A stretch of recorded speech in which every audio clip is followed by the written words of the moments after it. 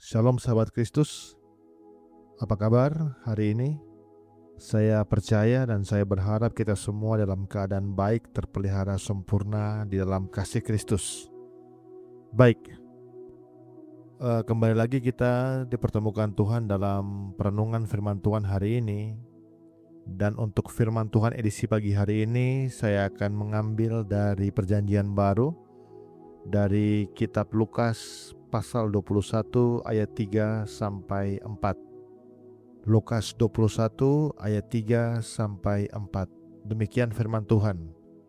Lalu ia berkata, "Aku berkata kepadamu, sesungguhnya janda miskin ini memberi lebih banyak daripada semua orang itu, sebab mereka semua memberi persembahannya dari kelimpahannya, tetapi janda ini memberi dari kekurangannya.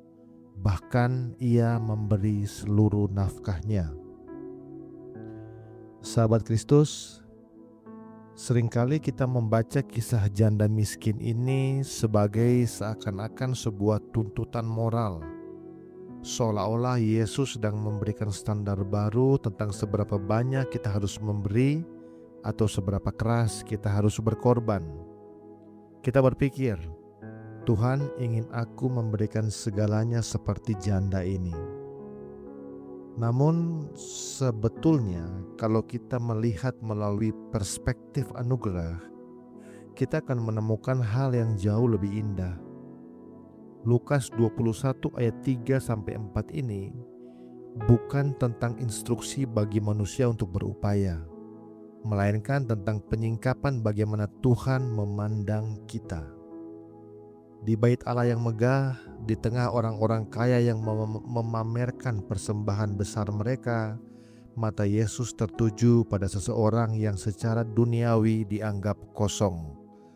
Renungan ini akan membawa kita melihat bahwa nilai kita di hadapan Allah tidak ditentukan oleh volume persembahan kita, melainkan oleh ketersediaan kita untuk menerima kasih-Nya. Aku berkata kepadamu, sesungguhnya janda miskin ini memberi lebih banyak daripada semua orang itu. Demikian ayat 3 berbunyi. Secara matematis, pernyataan Yesus ini tidak masuk akal. Dua peser atau bahasa aslinya leptos adalah koin terkecil yang ada pada zaman itu. Namun sahabat Kristus, di mata Kristus yang sedikit itu menjadi lebih banyak dari semua orang. Apa artinya ini bagi kita? Tuhan tidak terkesan dengan usaha manusia. Orang-orang kaya memberi dari kelimpahan mereka. Itu adalah sisa dari apa yang mereka usahakan sendiri. Seringkali persembahan manusia, baik itu uang atau mungkin pelayanan atau kesalehan, menjadi alat untuk membangun kebanggaan diri. Mata Kristus yang penuh dengan anugerah, itu yang harusnya kita lihat. Yesus tidak sedang menilai nominal. Dia sedang menunjukkan bahwa di dalam kerajaan Allah, sistem penilaian dunia itu telah runtuh. Tuhan tidak membutuhkan apa yang kita miliki, karena Tuhan adalah pemilik segalanya. Yang Tuhan hargai adalah hati yang sadar bahwa dirinya tidak memiliki apa-apa selain berharap pada kemurahan Tuhan. Janda ini adalah gambaran kita semua di hadapan Allah. Kita miskin secara rohani, tidak punya apa-apa untuk disombongkan.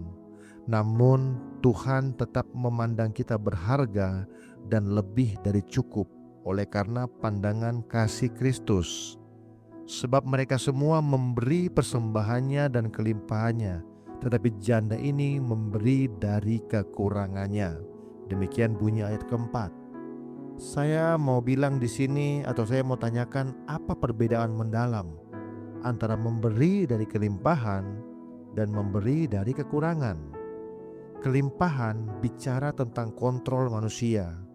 Kita memberi karena kita masih merasa kita punya cadangan.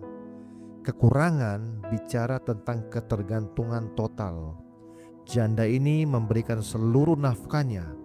Dalam perspektif anugerah, ini bukan tentang Tuhan yang ingin menguras harta kita. Ini adalah simbol dari penyerahan total kepada pemeliharaan Allah. Janda ini bisa memberi karena dia percaya pada satu hal: Tuhan adalah sumber penyedianya. Janda ini tidak mengandalkan 2 peser itu untuk hidup. Dia mengandalkan Tuhan. Inilah esensi anugerah, bahwa kita berhenti mengandalkan upaya dan kekuatan kita sendiri yang seringkali terasa sangat kurang. Kemudian kita masuk ke dalam pemeliharaan Tuhan yang tidak terbatas. Bukan upaya janda itu yang menyelamatkannya, melainkan objek kepercayaannya, objek imannya, yaitu Allah sendiri yang memelihara anak-anaknya. Sahabat Kristus, renungan ini tidak ditujukan agar Anda keluar dari ruangan ini dengan perasaan bersalah karena mungkin belum memberi cukup untuk Tuhan. Sebaliknya, renungan ini ingin mencoba melepaskan beban Anda. Yesus melihat janda itu dan membela nilainya di depan umum. Hal yang sama sedang dilakukan oleh Yesus bagi kita. Di kayu salib, Yesus menjadi miskin supaya kita yang miskin menjadi kaya oleh karena anugerahnya.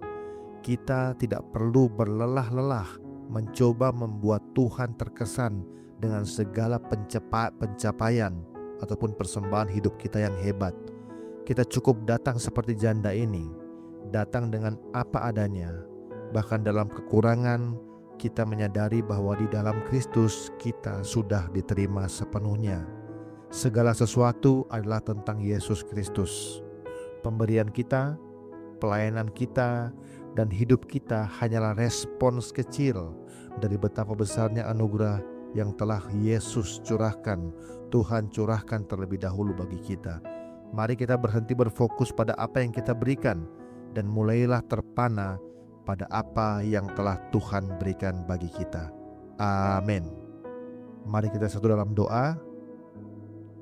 Bapa di dalam sorga, kami mengucap syukur atas kebenaran firman-Mu hari ini. Terima kasih karena Engkau tidak melihat kami berdasarkan besar kecilnya upaya atau persembahan kami, melainkan Engkau melihat kami melalui kacamata anugerah-Mu yang sempurna. Tuhan, ajarlah kami untuk berhenti mengandalkan kekuatan dan kehebatan kami sendiri.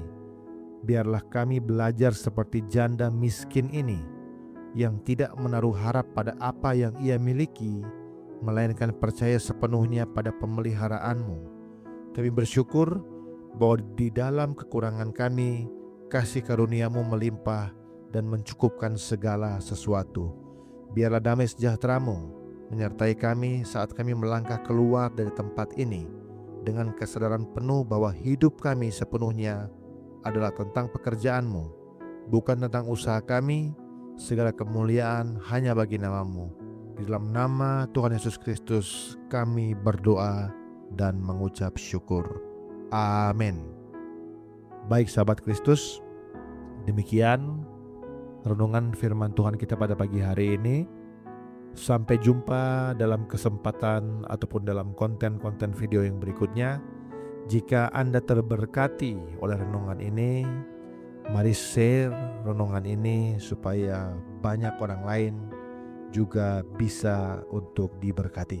Sampai jumpa. Shalom. Tuhan Yesus memberkati.